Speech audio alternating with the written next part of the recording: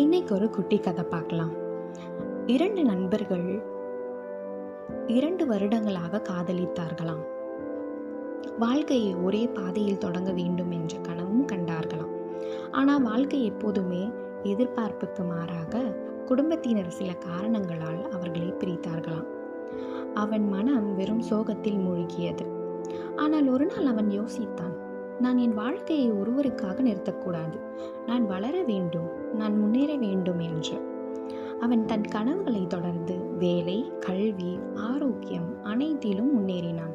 காலம் கடந்து அவன் பல சாதனைகளை அடைந்தான். பிரிவு அவனை அழைத்தது அல்ல, அவனை வலிமையாக்கியது.